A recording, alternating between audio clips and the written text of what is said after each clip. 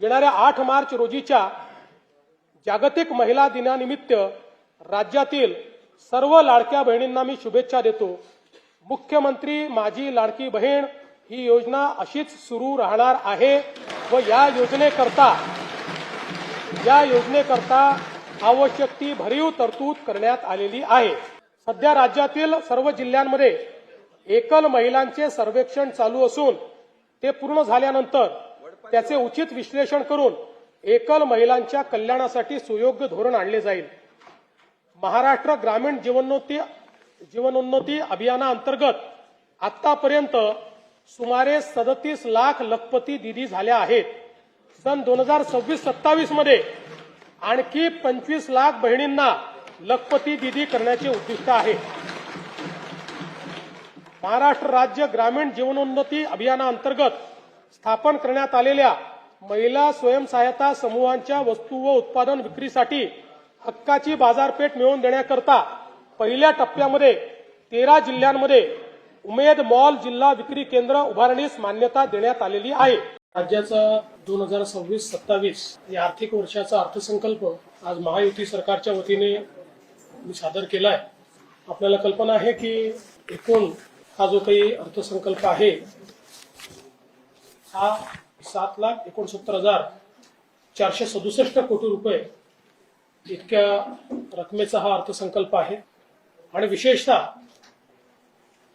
आम्ही विकसित महाराष्ट्र 2047 हा जो काही एक अहवाल तयार केला होता त्या अहवालावर आधारित हा अर्थसंकल्प आम्ही तयार केलाय।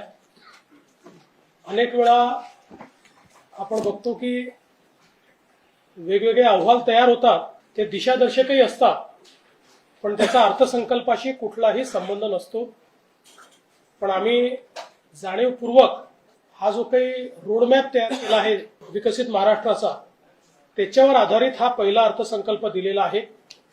आणि त्याचे जे काही थीम्स आहेत म्हणजे 4 क्षेत्र आणि 16 उपक्षेत्र याच्यावर आधारित हा अर्थसंकल्प मांडण्याचा आम्ही प्रयत्न केलेला आहे। विशेषतः जे 4 प्रमुख स्तंभ आपण घेतले आहेत त्यात प्रगतिशील, शाश्वत, सर्वसमावेशक आणि सुशासन अशा 4 सूत्रांच्या आधारावर महाराष्ट्राचा विकास करायचा आहे। त्या दृष्टीने हे सर्व काम हातामध्ये घेण्यात आलंय। सामाजिक न्याय विभागाचा निधी कधीही वळवलेला नाही। पुन्हा एकदा समजून घेतलं पाहिजे। अनेक वेळा आम्ही सांगितलं तरी कोणीतरी प्रत्येक वेळी तीच बातमी लावतं। त्यामुळे पुन्हा स्पष्टपणे सांगतो, नियम असा आहे वैयक्तिक लाभाच्या योजना त्या विभागाच्या अंतर्गतच दाखवाव्या लागतात। आदिवासी शेतकरी, आदिवासी महिला, शेड्यूल कास्ट शेतकरी, शेड्यूल कास्ट महिला यांच्या जितक्या वैयक्तिक लाभाच्या योजना आहेत त्या हेडखाली दाखवाव्या लागतात। म्हणून मागच्या वर्षी माननीय अजितदादांनी बजेट मांडत असताना स्पष्टपणे सांगितलं होतं की लाडकी बहीण योजना ही वैयक्तिक लाभाची योजना आहे। त्यामुळे ज्या अनुसूचित जातीच्या किंवा जमातीच्या लाडक्या बहिणी आहेत त्यांची तरतूद आम्ही त्या विभागातच दाखवतो आणि त्याकरता त्या विभागाची तरतूद किती वाढवली आहे हे देखील दादांनी मागच्या ह्याच्यात सांगितलं होतं। तरी दर 2 महिन्यांनी मला न्यूज पाहायला मिळते की समाज कल्याण मधले पैसे वळवले, आदिवासी कल्याण मधले कुठलेही पैसे वळवलेले नाही। महाराष्ट्रामध्ये निकषापेक्षा 1 पैसाही आम्ही कमी खर्च करत नाही। कधी जर अशी पद्धत आली तर शेवटी ते पैसे रिकूप करू।